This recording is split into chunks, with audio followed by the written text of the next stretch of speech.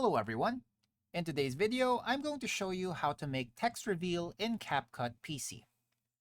So first up, what you'd want to do is to pull up your CapCut app and then just open the project or video that you wish to add a text reveal effect on. So here we have a sample video, and what you're going to do next is make sure text is selected right here and then just add the default text. And I'm just going to increase the duration of this text. And just make sure to edit the text to what you want to appear on the screen.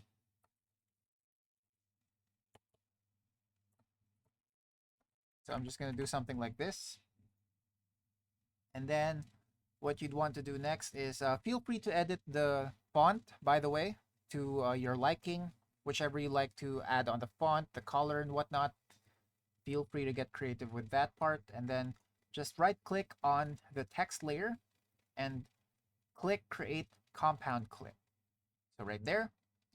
Next up, just make sure to select the compound clip and then select video on this side of the screen, and then make sure mask is selected. Then click on add mask and select split. Now here, just make sure to turn the split into a 90-degree angle. So right there. And then we're going to use this to reveal the text slowly. So just drag it to the left. And this is the playhead. So this is where the text will start to reveal, as you can see on the screen. So feel free to adjust accordingly. All right, so once you do that, you're going to slowly adjust the reveal of the text. So make sure on the right side again, make sure add keyframe is highlighted. So as you can see there, this is so CapCut automatically adds a keyframe whenever you move the text. So what we're going to do here is slowly reveal. So drag it to the right and then adjust the timeline a bit and then rinse and repeat. So drag, adjust the timeline, drag, adjust the timeline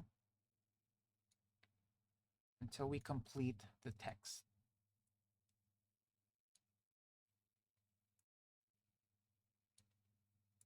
So right there.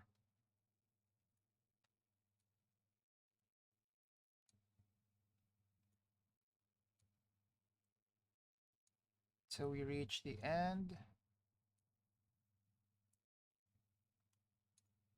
All right, so something like that. So let's try to see it in action. All right, so there is some inconsistency with the speed, but you get the point. So just drag it along, and then whenever you drag it, adjust the timeline accordingly. And that's it for today. Thanks for tuning in, and I'll see you next time.